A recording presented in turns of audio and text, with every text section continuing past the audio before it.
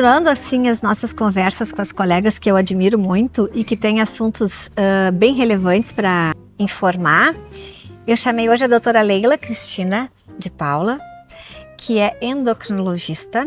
Ela tem mestrado, doutorado na URGS, ela é preceptora da residência de endócrino e endocrinopediatria na URGS. E eu tenho várias perguntas para fazer para ela. A Leila é minha referência quando chegam especialmente crianças no consultório que precisam de um olhar de uma endócrino para acompanhar. Eu queria que te explicasse sobre um termo muito importante que eu acho que é muito pouco falado, que são os disruptores endócrinos. O que são disruptores? Eles são substâncias químicas que têm alguma influência, alguma ação hormonal. E são substâncias que normalmente são exógenas, elas são do ambiente, né? E que vão ter ou uma ação hormonal ou vão impedir a ação de algum hormônio, né?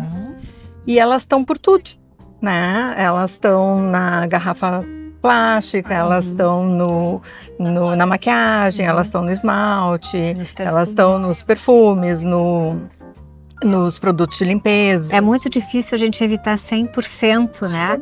Mas acho que é importante as pessoas começarem a se dar conta justamente de como elas estão presentes na vida para a gente tentar evitar dentro do possível o excesso dessa exposição, né?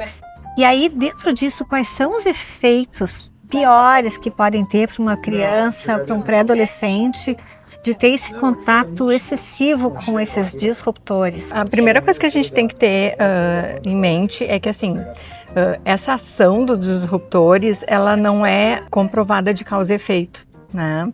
Até porque, como eles estão presentes em tudo, a gente não tem muito assim um estudo que realmente de grupo controle. Tem muitos estudos de comparação, assim, grupos que apresentam, por exemplo, uma puberdade precoce, grupos que não apresentam, que têm níveis mais elevados de uma determinada substância.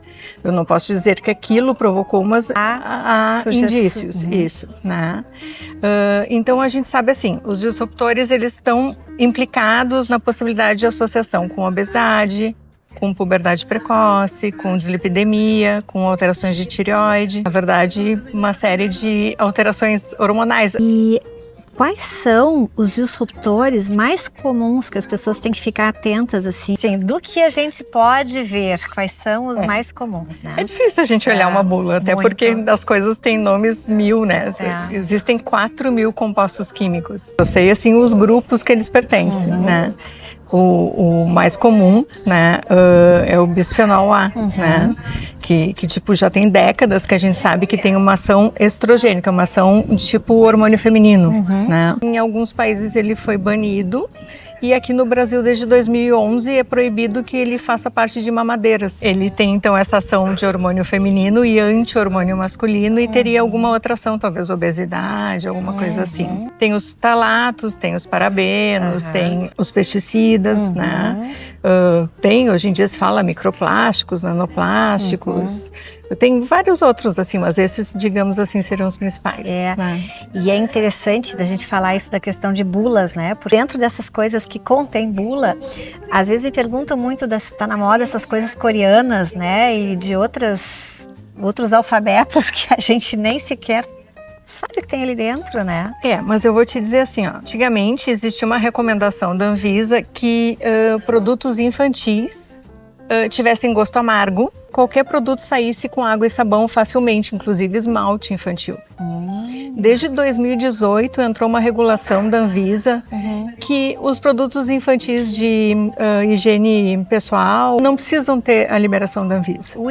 Virou terra de ninguém. A gente vai numa farmácia, a gente encontra brilho labial infantil sabor algodão doce. As crianças colocam e ficam comendo aquilo como se fosse vários sabores como se fosse bala. Não tem regulação nenhuma, tu entende? Então, triste. Tipo assim, tudo bem, imagina coreano lá numa outra língua, mas e daqui? Então, a verdade é que a recomendação é evitar o máximo possível, deixar para ocasiões especiais, tá? Os esmaltes, porque acabam colocando na boca, elas roem as unhas, elas engolem. E ainda dentro da questão, assim, de contato das crianças, que é, no caso dos adultos que usam hormônios tópicos, né? Assim, qual é o cuidado que eles têm que ter em relação aos filhos e às crianças com quem eles convivem? Até então a gente estava falando de disruptor endócrino, que é uma coisa que teoricamente não é hormonal, mas tem ação hormonal. Outra coisa é isso dos hormônios tópicos. Então hoje em dia virou febre. Se a gente sai perguntando, quase todo mundo está usando algum tipo de reposição, seja estrógeno, seja testosterona em forma de gel. E muitos usam em antebraço. E a recomendação é deixar secar, ou às vezes esperar meia hora e daí tudo bem o contato. Achei um estudo bem interessante que eles pegaram assim, 80 mulheres pós-menopausa, 40 fazendo reposição com gel e 40 não fazendo. Eles fizeram uma coisa sistemática, assim, as que usavam, elas aplicaram naquelas com gel no antebraço, e aquelas sem gel que não aplicavam, eles lavaram para ter certeza que estava limpo. Daí depois eles fizeram um contato das com aplicação, das sem aplicação. O contato tinha que durar 10 segundos. E daí o contato era assim, tipo 10 minutos depois da aplicação, ou meia hora depois da aplicação, ou 1 hora ou 2 horas. Quem tinha contato 10 minutos, tipo, mais de 1/3 do gel passava para quem, né? Isso, tipo, esperava secar e esperava 10 minutos depois. E 2 horas era, tipo, quase 20% do gel, tu entende? Assim, e daí tu imagina, contatos de 10 segundos. Eu tenho, e os meus colegas endócrinos pediatras, a gente tem, assim, a experiência de ver crianças, às vezes bebê de colo, menina, com clitoromegalia, que começa com pelinho, tu entende? Porque o pai aplica testo no antebraço e fica com a criança no colo. Isso que eu queria que tu falasse, porque eu acho que é uma coisa tão prevalente e que as pessoas não se dão conta do risco. Porque a pele do bebê é mais sensível, a superfície corporal é maior em relação ao peso. E o tempo de contato não é 10 segundos. E o tempo de contato não é 10 segundos, exatamente. Então é muito preocupante. E o que as pessoas podem fazer para evitar esse tipo de situação? Então, assim, tentar aplicar em áreas cobertas, a parte interna da coxa, ou abdômen, ou então usar adesivo. Vai ver com o seu médico, assim, melhores alternativas, sabe? De alguma área que a criança não tenha contato. Não tenha contato, mas às vezes a pessoa divide toalha com as crianças. Às vezes tem outras formas de contaminação. Eles dormem na mesma cama, né? Sim. Abraçado, às vezes aplica no abdômen, mas daí dorme abraçado com a criança a noite toda. E o que tu mais vê no consultório nesse sentido, assim, desse tipo de efeitos? Muito sinal puberal precoce, né? Seja mama ou pelo, né? Dependendo do tipo de gel que a criança tem contato. O que mais me motivou de ter esse tipo de conversa é que eu acho que tem assuntos tão importantes que deveriam ser, assim, gritados aos 4 ventos. E isso é uma coisa que eu faço questão de dar voz, né? A gente não vai ter a mesma audiência que tem lá a blogueira, a influenciadora, porque não é esse nosso objetivo, mas para quem tem interesse de se informar, pelo menos a gente tenta fazer a nossa parte. Sabe que isso de audiência, eu estava escrevendo um capítulo de disruptor endócrino, e daí para isso eu estudei bastante. E eu achei um artigo bem interessante que era tipo os 20 influenciadores mais famosos de pele americano, lá do ano de 2023, só 4% eram dermatos. Bom, mas que bom que tinham 4% de dermatos, eu nem sabia que isso existia, que não é o comum, né? Então, né? Daí tu imagina o que tipo de informação que é passado, né? É um horror. É um tipo de informação enviesada, são pessoas que querem vender o seu produto, seja que produto, né? Quando chega uma criança ou pré-adolescente, mas como uma pré-adolescente, chega no consultório usando vários produtos de skincare que a blogueira falou, que viu no TikTok, que viu aqui, que são pessoas assim, são influenciadoras, que são pagas para falar daquele produto, que aquele produto é maravilhoso. E é muito difícil a gente desmanchar esse discurso. Porque nós não somos influenciadoras, nós somos médicas, né? E o poder que essas influenciadoras têm, e quanto mais jovens, né, menos critério, menos noção elas têm, mais fácil é de fazer a cabeça dessas meninas. E é muito difícil a gente tirar essa ideia. Mas eu acho que a gente tem que fazer um trabalho de formiguinha. né? Acho que é nosso papel. E assim como a Anvisa não regulariza a maquiagem, mas eles regularizam a parte de repelente, né? E de protetor solar, né? Eu queria ver o que tem, assim, que a gente possa... Muito importante. Ter de cuidado nessa população pediátrica que é minha população de interesse. E começar pela ordem que a gente aplica, tá? Que isso é outra coisa importante. Primeiro é o filtro solar. Então, assim, em relação a filtros solares, primeiro que até os 6 meses de idade, a recomendação é não usar filtro solar, porque a recomendação não é expor a criança como a gente expõe um adulto, que fica 2 horas na praia, que entra na água, que sai da água. Uma criança de 6 meses vai passear na pracinha, pega um sol que é ok, é saudável e não precisa botar filtro, não tem recomendação de filtro até os 6 meses. A partir dos 6 meses até os 2 anos, sim, já existem recomendações e a orientação maior é que se usem filtros minerais, filtros físicos, que na maioria das vezes são filtros, aqueles que são difíceis de espalhar, que ficam brancos, tá? Que ninguém gosta muito, mas eles são os mais seguros porque não têm disruptores endócrinos, não são absorvidos, então eles não têm risco. Antes mesmo da gente falar de filtro solar, não posso deixar de falar que a melhor maneira de proteger uma criança é com roupa. Tá? Então essas roupas que têm proteção UV, manga comprida, chapéu, deixa o filtro solar para onde a roupa não conseguir proteger. Já diminui a exposição, diminuindo a área. E outra coisa interessante nos filtros, é engraçado, as pessoas às vezes, eu vou viajar, vou trazer filtro de fora porque é muito mais barato. Sabe que a gente aqui no Brasil, a gente está muito melhor servido de filtro solar do que nos Estados Unidos. Os filtros solares que a gente teria que evitar, com autocrileno, com mesofenona, são os mais comuns lá fora, que aqui a gente não tem mais tanto. Seguindo para os repelentes, aí é outra história. Mas assim, até os 6 meses, mesma coisa. Nem o repelente mais seguro possível, a gente recomenda botar numa criança de até 6 meses. A gente recomenda mosquiteiro, roupas, proteger, usar telas em casa, porque não se tem exatamente um estudo de segurança 100% numa criança de até 6 meses, que tem uma absorção muito maior. A partir dos 6 meses até os 2 anos, também tem uma separaçãozinha assim nessa faixa etária. Os repelentes mais seguros são os que são IR35-35, que tem algumas opções no mercado aqui no Brasil. Eles são mais seguros no quesito de menor absorção, de menor risco nesse sentido, mas eles não são os mais eficazes. Às vezes a gente tem que botar muito na balança, né? A criança vai para o mato, vai acampar. A gente tem que pensar, poxa, mas qual é o risco maior da gente expor a criança a uma picada de algum inseto ou de a gente usar o repelente aqui menos eficaz, tá? E outra coisa também comum dessas crianças pequenas que se fala muito dos repelentes naturais, coisa também que de citronela, citronela natural, além de ser pouco eficaz, é menos seguro. Você sabe que a questão dos produtos também, né? É orgânico. Um apelo de marketing. Não tem legislação nenhuma para regularizar. Assim. Eu acho, e tenho certeza, na verdade, que esse nome vegano e natural são nomes que são apelativos. As pessoas acham, é vegano é seguro, é natural é seguro, e não é bem assim, tá? Tem muita coisa por trás e, infelizmente, o marketing às vezes é agressivo nesse sentido também. Seguindo a tua resposta, assim, a icaridina é o repelente mais eficaz de todos, para todo mundo, adulto, criança, quem for, tá?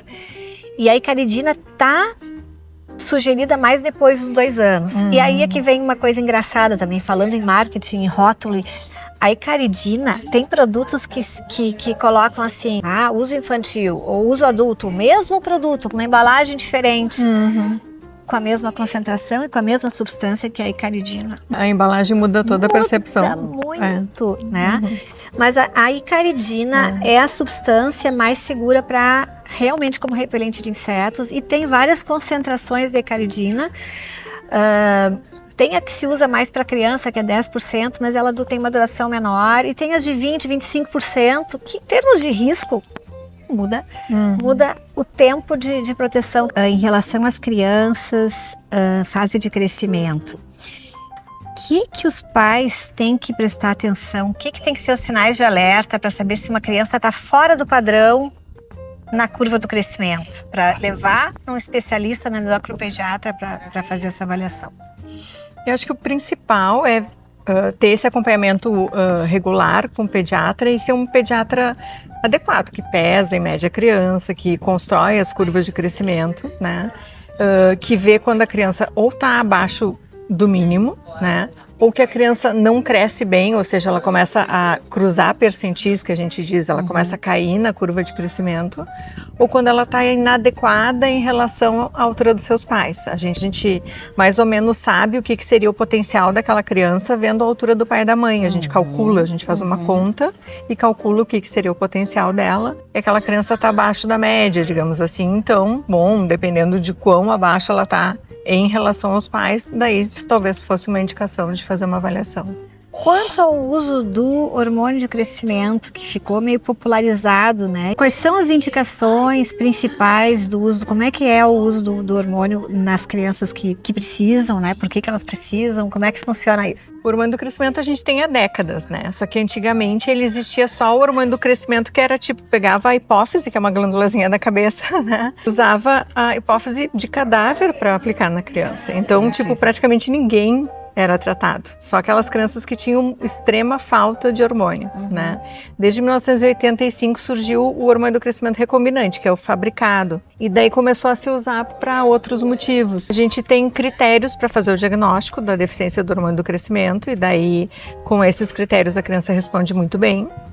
Nos últimos anos também se viu que teria, assim, aquelas crianças que nascem pequenas, né, que ou são prematuros extremos ou que nascem em pequenas para idade gestacional e não recuperam esse crescimento até 2, 4 anos de idade. Normalmente, se elas não recuperarem até essa idade, elas não vão conseguir recuperar depois. Aí poderia ser uma indicação, só que essa indicação aprovada pelo FDA, que é uma agência regulatória americana, mas não é aprovada aqui no Brasil para ser fornecido pela Secretaria da Saúde. Então, seria uma indicação que teria que a pessoa arcar com o custo da medicação. Em geral, isso é fornecido quando tem indicação? Pelo governo, é fornecido para deficiência de hormônio do crescimento, é fornecido para síndrome de Turner, que é uma outra síndrome que provoca baixa estatura, e é fornecido para, eventualmente, alguma outra síndrome genética que está associado com baixa estatura. E quais são os riscos do uso indiscriminado, do hormônio de crescimento? Assim, qualquer medicação pode ter efeito colateral,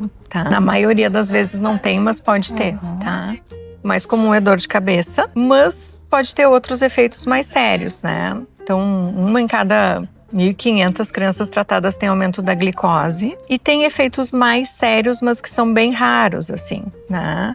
Então, hipertensão intracraniana benigna, pancreatite, epifisiólise de quadril, né? Que são bem raros e a gente acompanha para ver sintomas que possam indicar para, né, tentar pegar no início e suspender a medicação. Eu pergunto isso mais até porque a gente vê até em adultos, né, virou moda, né, usar. Pois é. Né, eu sei que não é a tua área, mas assim, o hormônio de crescimento banalizou um pouco, né, como tantos outros hormônios banalizaram, as pessoas saem usando indiscriminadamente, que eu acho que é importante esclarecer que tudo tem uma indicação correta, um momento correto de usar, né? Hoje em dia tem a coisa muito do parecer mais do que do ser, né? Então tem essa coisa da performance, né? Então a gente vê muito pessoal de academia quer melhorar a massa muscular, quer melhorar desempenho, né? Então tem a questão, às vezes, dos anabolizantes, que está cada vez mais presente, e do hormônio do crescimento, que talvez tivesse algum efeito nesse sentido. Só que a verdade é que a gente sabe que o hormônio do crescimento tem estudos mostrando benefício para um adulto que tem deficiência de hormônio do crescimento, tu entende?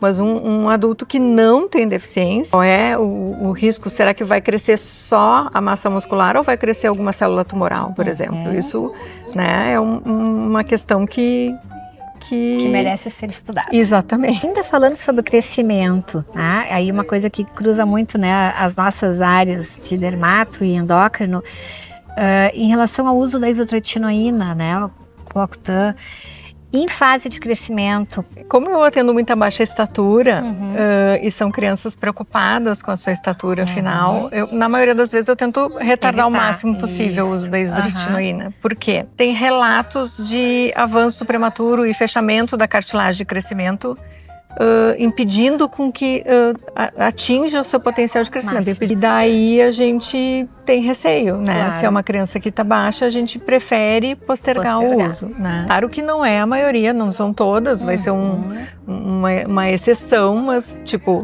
se é o meu paciente, eu prefiro que ele não corra esse risco, né? E sempre também pesar risco-benefício. Se é uma criança que já está numa estatura ok, exatamente, e que tem uma acne muito severa. Claro, né? daí a gente libera, né? Mas se é uma criança que está muito baixa, que a acne não é tão importante, bom, vamos esperar. E eu quero te fazer uma pergunta agora. Então, é muito comum as famílias trazerem crianças pequenas, às vezes, ali por volta de 5, 6 anos, que começam com odor axilar, né? Asinha, né? Eu queria ver contigo o que a gente pode usar nessa faixa etária, o que é mais seguro. Tá, ótimo. Então, assim, em primeiro lugar, o que não usar, tá? Evitar os produtos que tenham alumínio, que tenham metais pesados. Eu gosto, às vezes, de manipular mesmo, quando venho no consultório, produtos bem inofensivos. Começar por orientar numa higiene adequada, porque às vezes o fato do pH da pele e do tipo de alimentação até que a criança, né, o que ela come, interfere no odor. E usar, às vezes, sabonetes antibacterianos, já começar por aí. E se não, assim, às vezes até o bom e velho o leite de magnésia também muda o pH da pele, com isso tem menos colonização de bactérias que causam odor. E tem sim desodorantes infantis, nem tudo que tem infantil no sobrenome é seguro para criança, deixar isso bem claro, mas tem desodorantes infantis que são livres desses triclosan e alumínio e substâncias que são arriscadas para usar antes da menarca, principalmente, que a gente tem que evitar. Agora tu falou em metais pesados, eu me lembrei de uma coisa. Isso da FDA, que eles regularizam as maquiagens, eles fizeram uma avaliação daqueles... Dos batons? Não, dos batons também, mas eles fizeram daqueles cajal, sabe? E procurando metais pesados, né? E eles acharam 96% de contaminação de metais pesados por chumbo. Meu Deus. Né? E tipo, a parte segura para criança era lá 5 partes por milhão. Tinha um que tinha 980 mil partes por milhão. Isso depois de vários casos de crianças intoxicadas por chumbo, eles queriam descobrir de onde é que estava vindo pelo cajal. Tanto que agora existe uma proibição de importação nos Estados Unidos de cajal. Isso entra na questão que a gente estava falando antes do skincare e das maquiagens, que as meninas querem usar maquiagens hoje muito cedo, né? E infelizmente esses produtos não são seguros e não são livres dessas substâncias, metais pesados, disruptores. Então realmente tentar evitar ao máximo, postergar ao máximo. Que tu falaste também da alimentação, né? É verdade. E daí voltando naquele assunto do disruptor, que tem um pouquinho de ligação com a alimentação, porque se a gente for ver, tem hoje em dia os alimentos que são os ultraprocessados. Né? E daí tem muita coisa da contaminação pelas embalagens. Né? Essa epidemia de obesidade tem muita ligação com o ultraprocessado, e o ultraprocessado está diretamente relacionado com aumento de mortalidade, com aumento de uma série de doenças crônicas, diabetes, câncer, etc e tal. Não tem a ver só com calorias, tem a ver com o grau de processamento do alimento. Mas será que esse grau de processamento é por quê? É por causa do conservante? É por causa do saborizante? Ou tem um pouquinho também a ver com esses disruptores que acabam migrando da embalagem, né? Bem importante. Então, tipo assim, vamos tentar comer comida natural, tentar usar alguma coisa que fazer em casa. Fazer em casa, usar pote de vidro, evitar aquecer no micro-ondas uma coisa em embalagem plástica. Ainda tem muitos congelados que a gente vê que vem em embalagem plástica, né? Isso é uma coisa tão básica, né? Mas é isso aí. Maravilha. Tá bom. Obrigada, adorei.